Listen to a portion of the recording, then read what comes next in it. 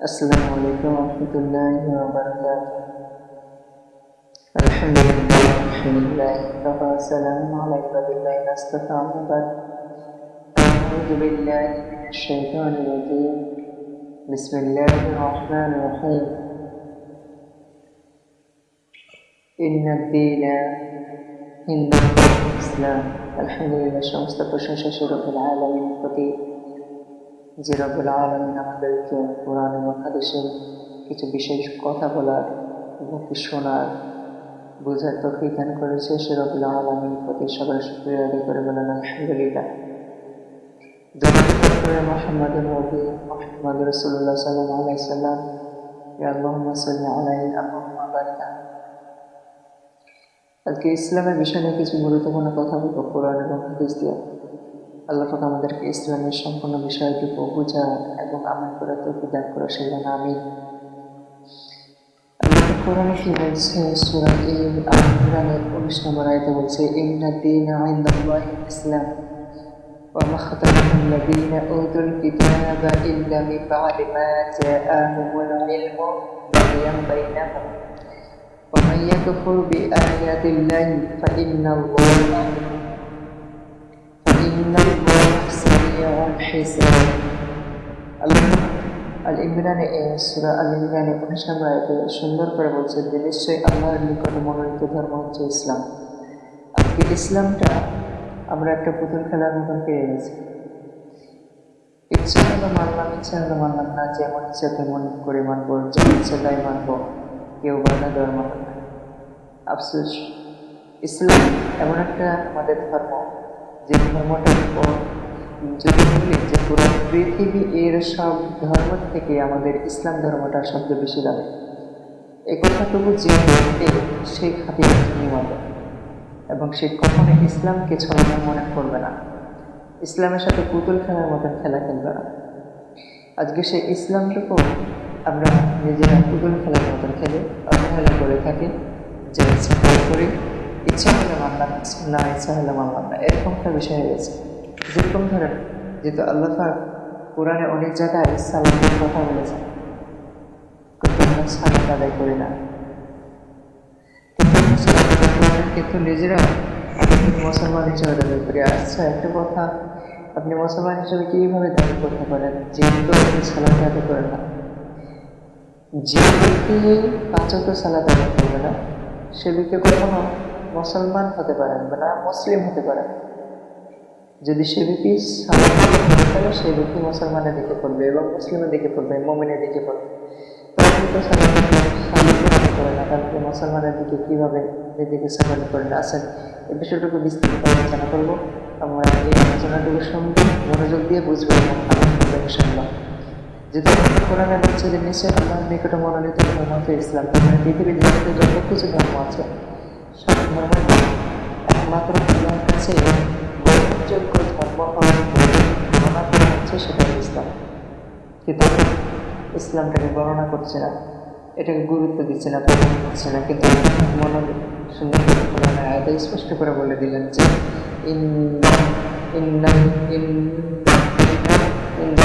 ইসলাম, তার মানে আল্লাহর কাছে গ্রহণযোগ্য পবিত্র ধর্ম হচ্ছে সেটা হলো ইসলাম। এর নিকটে জ্ঞান আসার পরে মানে এখানে বলছে যে কিতাবটাকে কি করছে? প্রত্যাহার করছে, অবহেলা করছে। যেরকম আমাদের মানে সমাজের মানুষরা বলে কোরআন মাজিদের আয়াত জানি না, বুঝি না, আমল করতেও জানি না, কিছু গুরুত্বও দিই না, রান্না করে প্রত্যাখ্যান করি। ঠিক কিছু কিছু ছিল যাদের উপর কিতাব দিয়েছেন, সেই কিতাব অনুসারী ব্যক্তিরা সেটা অবহেলা করছে, গুরুত্ব তারা দেয়নি, সেটাকে কী করছে? অবমানিত করছে এবং ইখতিলাফ করছে। ঠিক আমাদের বর্তমানে সে জামানার মানুষগুলো আমরা এইভাবে করি। আমাদেরকে বোঝার তৌফিক দান করো। ঘটাইছে, তারা পরস্পরের সাথে কি করছে? শত্রুতা তৈরি করছে, ঝগড়াটি, হানাহানি, কাটাকাটি, মারামারি সব কিছু লিপ্ত হয়েছে।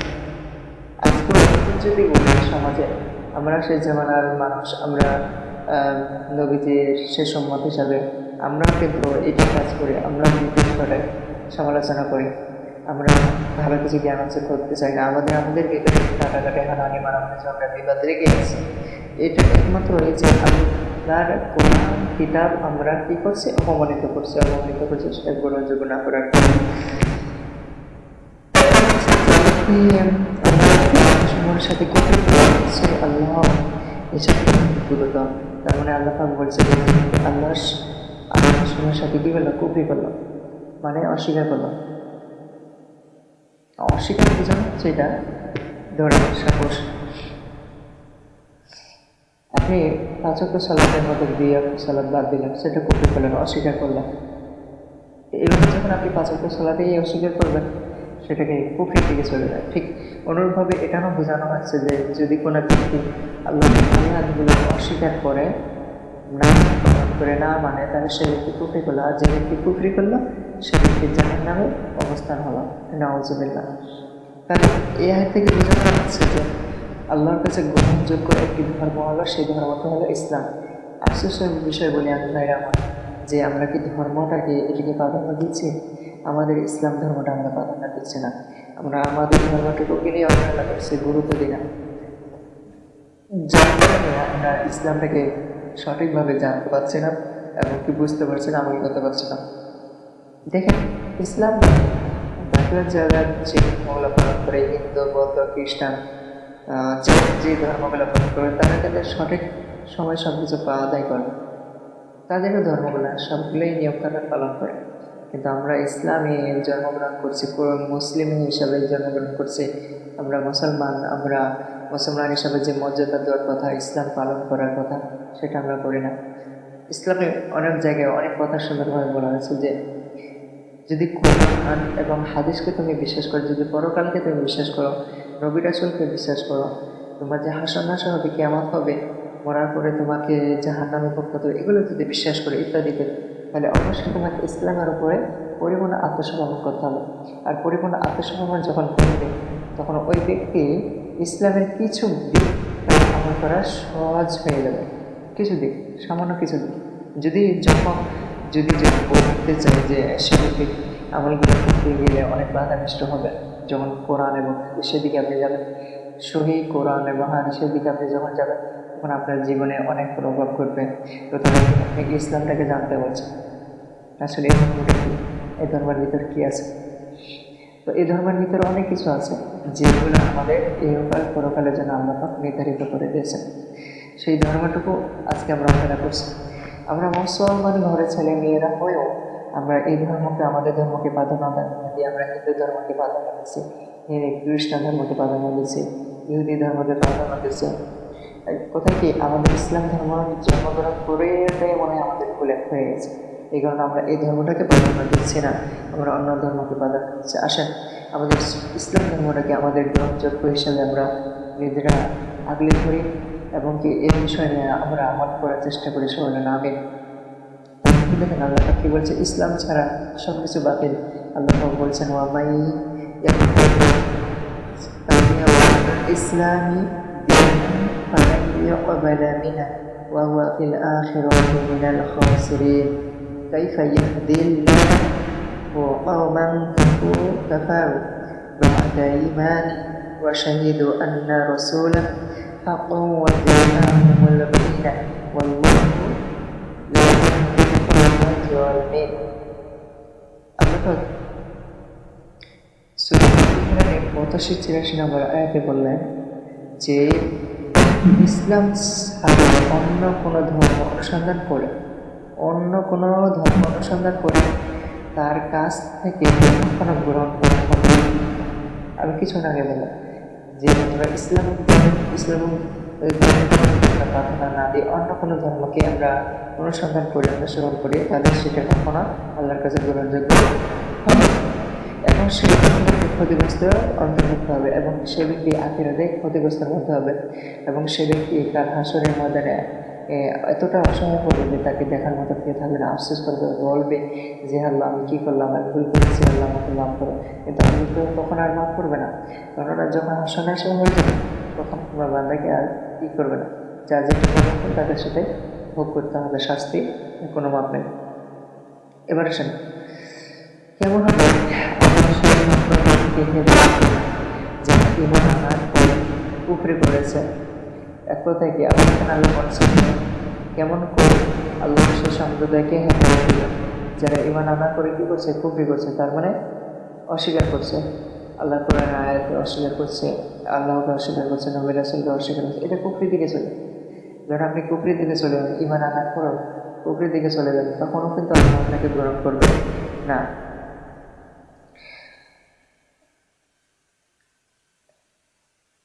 তারপরে হচ্ছে যে নিশ্চয় রাসূল সত্য এবং তাদের নিকট স্পষ্ট প্রমাণ এসেছে, আর আল্লাহ জালিম সম্প্রদায়কে হেদায়েত দেন না। এখানে বলা হচ্ছে আল্লাহ জালিমদেরকে হেদায়েত দেন না, আর যারা নিশ্চয়ই যে রাসূল সত্য এটা মেনে নেবে তাহলে সে কিন্তু ঈমানদার। তবে ঈমান আনার পরে তাকে কোরআন এবং হাদিসকে অপমানিত করা যাবে না, অস্বীকার করা যাবে না, সেটাকে প্রাধান্য দিতে হবে এবং কিসের বিষয়ে তাকে আমল করতে হবে। যদি না করতে পারি তাহলে আমরা ঈমানদার হব না, আমরা আল্লাহর ক্ষতিগ্রস্তের মধ্যে পড়ে যাবে, আল্লাহ তখন আমাদেরকে হেদায়েত দিবে না। তবে আমাদের গুরুত্বপূর্ণ কাজ হলো কি যে আমাদেরকে যে কথাগুলো বলা হয়েছে আল্লাহ কোরআন থেকে বলেছেন সেগুলো আমাদের অক্ষর অক্ষরে পালন করা গুরুত্বপূর্ণ কাজ।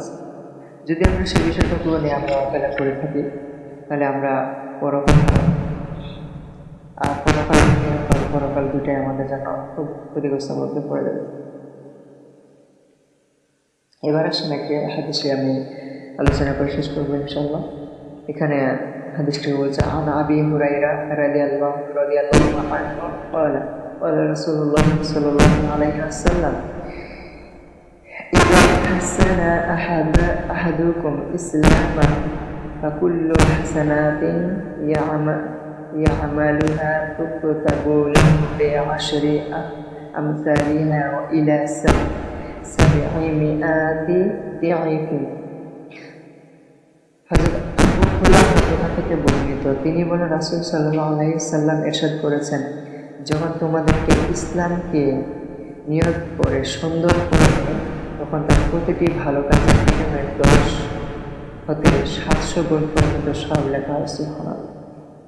একটা হাদিসে দেখেন আবু হুরায়রা থেকে এই হাদিসটা বর্ণনা করেছেন বুখারী 22 নম্বর, মুসলিম 128 নম্বর, তারপর অন্য হাদিস আছে, আহমদ আছে, বুখারীতে সুন্দরভাবে হাদিসগুলো দেওয়া আছে যে কোনো ব্যক্তি যখন ইসলামকে কি করে গ্রহণ করে মনে প্রাণে বিশ্বাস করে নেয় এবং কি নিয়তকে সহি রাখে, তখন আল্লাহ কি বললেন, নবীজি বললেন যে এই 10 হতে তার 700 গুণ পর্যন্ত সব লেখা হবে। তার মানে 10 থেকে 700 গুণ যদি সব লেখা হয় তাহলে সেই ব্যক্তি অনেক নেকি তার ভাগিদার হবে। কিন্তু আমরা কি সেই কাজটুকু করি? আমরা তো সেটা করতে চাই না, আমরা এটা করি না এবং করতেও ভালোবাসি না। তো দেখেন ইসলাম এর সৌন্দর্য হলো অনেক কথাবার্তা ত্যাগ করা। আর একটা হাদিসে আমি কথা বলা শেষ করবো। عن أبي هريرة رضي الله عنه قال قال رسول الله صلى الله عليه وسلم من حسن إسلام المرء تركه ما لا يعني। এখানে এই হাদিসটুকু খুব গুরুত্বপূর্ণ। ইসলাম মেয়ের সৌন্দর্য হলো অনর্থ কথাবার্তা ত্যাগ করা, এটা হলো ইসলামের একটা সৌন্দর্য। কিন্তু আমরা ইসলামে আমরা করতে পারবে না। যদি ইসলামে যদি বলি যে অপরিচিত কথা বেশি ব্যবহার করে, অনথায় বেশি কথা বেশি ব্যবহার করে, এখানে হাদিসের সুন্দর স্পষ্ট করা হয়েছে। আর যদি আবু হুরায়রা রাদিয়াল্লাহু থেকে বর্ণিত, তিনি বলেন রাসূল সাল্লাল্লাহু আলাইহি সাল্লাম ইরশাদ করেছেন, মানুষের জন্য ইসলামের সৌন্দর্য হলো অনর্থ কথাবার্তা পরিহার করা। ইসলামের সৌন্দর্য এটা। যখন আপনি ইসলাম গ্রহণ করবেন, তো ইসলাম গ্রহণ করার পরে আপনার সৌন্দর্যটুকু আপনাকে বজায় রাখতে হবে যে আমি অনর্থে কথাবার্তা বলবো না, যা বলবো কোরআন এবং হাদিসের মধ্যে কথা বলবো এবং বাড়তি কোনো কথা বলবো না, ফাউল কোনো কথা বলবো না, গ্রহণযোগ্য যে কথাগুলো বলবো সেটুকুই বলবো। যদি আপনি ইসলাম গ্রহণ করার পর এই বিষয়গুলো, তাহলে আপনি সৌন্দর্যের মধ্যে একজন ব্যক্তি হয়ে যাবেন। হাদিস নাম্বার তিরমিজি 2317 নম্বর হাদিস, ইবনে মাজাহ 3976 নম্বর হাদিস, সুন্দরভাবে স্পষ্ট করে বলা হয়েছে হাদিসটা। তাহলে এই হাদিসটিকে আমরা জানলাম যে ইসলামের সৌন্দর্য হলো অনর্থ কথাবার্তা না বলা, অযথা বেশি কথা না বলাটাই ইসলামের একটা সৌন্দর্য। আল্লাহ পাক আমাদেরকে বুঝাতে দান করে সবাই আমিন। আজকে যে বিষয়টুকু নিয়ে আলোচনা করলাম সেই বিষয়টুকু আমাদের সবাইকে বোঝার এবং আমল করার তৌফিক দান করুন। বলেন আমিন। ভিডিওটিকে সম্পূর্ণ দেখবেন, বুঝবেন, আমল করবেন এবং কি চ্যানেলটি সাবস্ক্রাইব করবেন, লাইক করবেন, বন্ধু বান্ধবকে এই আলোচনাটুকু শোনার সহযোগিতা করবেন। আল্লাহ পাক আমাদেরকে সব কিছু বিষয় নিয়ে আমল করার তৌফিক দান করুন। সবাই বলেন আমিন। বিশেষ করে ইসলামে আত্মসমর্পণ করার জন্য আল্লাহ পাক তৌফিক দান করুন। সবাই আমিন। পরিপূর্ণভাবে ইসলামকে মানার, আমল করার, বোঝার তৌফিক দান করুন। সবাই আমিন। সুবহানাকাল্লাহুম্মা ওয়া বিহামদিকা আশহাদু আল্লা ইলাহা ইল্লা আনতা আস্তাগফিরুকা ওয়া আতুবু ইলাইক।